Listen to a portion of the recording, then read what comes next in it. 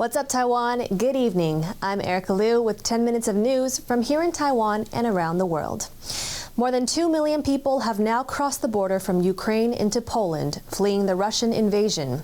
TaiwanPlus's Rick Glauert was in Warsaw to witness the response to Europe's largest refugee crisis in decades. For 31-year-old Ukrainian Dasha Ivanovna, leaving home with her children was not an easy decision, and her husband had to stay behind. Without him, the young family has spent the last 3 days here in what is now the largest refugee center in Europe. Ну, насколько это может быть нормально, то нормально. Хорошо тут. Здесь, в принципе, все в порядке, нам всего хватает. Вообще Польша хорошо нас принимает, очень приятно, даже до слез где-то. Вот. Ну, а так переживаем за наших родных. Переживаем. Читаем новости. Dasha is just one of the 3 million people who have fled violence in Ukraine. Most of them are now in Poland, where authorities in the capital Warsaw are straining to cope with the swelling numbers. This exhibition centre can sleep up to 20,000 people. It provides a temporary accommodation for people who have fled the conflict in neighbouring Ukraine. At the moment, 6,000 or 7,000 people are sleeping here whilst they wait to find more permanent accommodation or for onward travel to other places in Poland or around Europe. Sophie Jiang is a Taiwanese expat teaching in Warsaw. She has been organising funds from her friends and relatives in Taiwan and buying supplies for the refugees in Warsaw. 这个战争真的是太可怕了，对。那如果说我们能够帮助他们，我觉得应该要帮助他们，对。Sophie is just one of the many people around the world moved by the plight of Ukrainians. Wei Jiao, a Taiwan expat who has now lived in Poland for 10 years, has taken 2 Ukrainians into her own home. As a Taiwanese in Poland, it's just like an Ukrainian in Poland. So I want to use my some knowledge or some experience in the past to support them how to go through this. Yeah. 21-year-old Margarita, who travelled for 64 hours on 7 trains to get to Warsaw from Cherkasy in central Ukraine, was not expecting to be welcomed by someone from the other side of the world. I thought that people who helps, who put themselves in our shoes, they are also heroes, because it's not so easy to have some random people at your house to give them like anything you have. So it's also heroism for me. It's been 3 weeks since Russian forces began their invasion of Ukraine. And in the last few days, Russian missile strikes have landed close to the Ukrainian border with Poland. People here are growing uneasy. But they say that won't stop them from doing what they can to help the millions who are fleeing Russian aggression. Rick Glauert for TaiwanPlus in Warsaw, Poland. U.S. President Joe Biden was set to speak with China's Xi Jinping Friday night to discuss Russia's war in Ukraine. It's the first direct talks between the two leaders since a virtual meeting held in November. The White House has warned that Beijing could be considering assisting Russia militarily. The call takes place ahead of Biden's trip next week to participate in a NATO summit in Brussels. To find out more on China's position on Ukraine and Russia, our reporter Yinka Vat spoke to John Dotson, Deputy Director of the Global Taiwan Institute in Washington. I'm personally skeptical that the Chinese leadership, again centered on Xi Jinping, is going to do very much to pressure the Russians, for example, to make a peace agreement or to withdraw.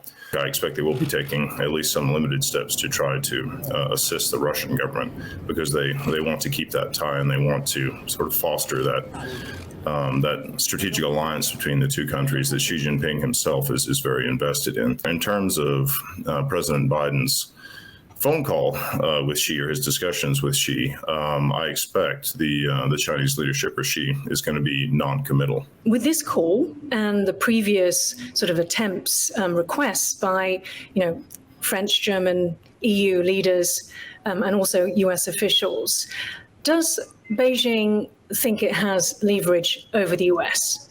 And if so, how might it use this in relation to Taiwan? Well, there's a long-standing and clear pattern where the Chinese leadership seeks to exercise leverage over the United States wherever they can. U.S. diplomats might want to try to hash out a set of agreements related to climate change and find that their Chinese interlocutors are constantly bringing up Taiwan or U.S. trade sanctions or other things.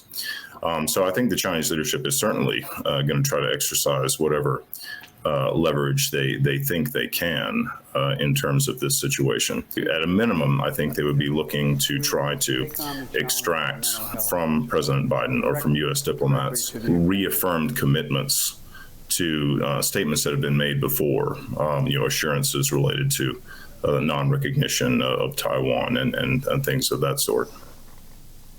A Chinese aircraft carrier was spotted sailing through the Taiwan Strait on Friday morning, just hours before a phone call between U.S. President Joe Biden and Chinese President Xi Jinping.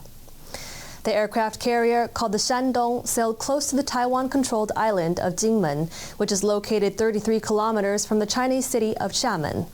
The Chinese government said it was a routine training mission and was not related to the phone call scheduled between the two leaders. A spokesperson for Taiwan's defense ministry says there's no cause for concern. 针对中共基建在我台海周边海空域的动态，国军运用联合勤监侦系统都有全程的掌握以及应处，确保国家的安全。 Taiwan's central bank has raised interest rates for the first time in over a decade. The move surprised industry analysts as the economy starts to recover from the COVID-19 pandemic. Erika Liu has more. With inflation on the rise in Taiwan, the central bank is taking action.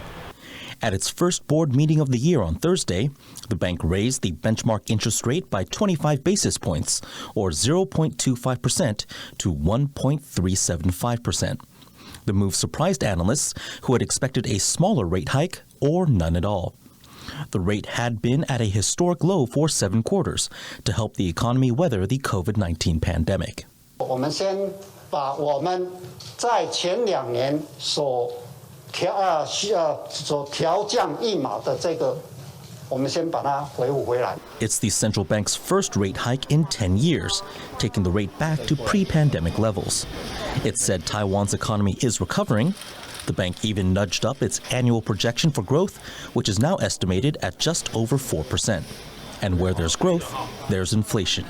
我们国内的通膨率持续升高那我们的预测我们的通膨率呢是 2.37%。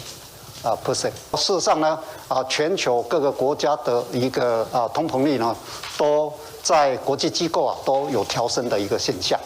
The interest rate hike will have an impact on homeowners and their mortgage rates, but Yang says payments won't go up by that much. 全国大概现在的贷款的余额大概是763万元，平均全国。 那这样的话呢，他大概1年呢，他的负担会多少？他负担会增加多少？他的增加负担我们有做计算过，大概就是19000块。 The central bank is not expecting to hike rates further in the short term. Chris Ma and Erika Liu for TaiwanPlus. Taiwan's President Tsai Ing-wen is encouraging people to head to theaters to see the Hong Kong protest documentary Revolution of Our Times. Tsai attended a special private screening in Taipei on Thursday. Taiwan is the only place in the world where the film has received a theatrical release. It is banned in Hong Kong.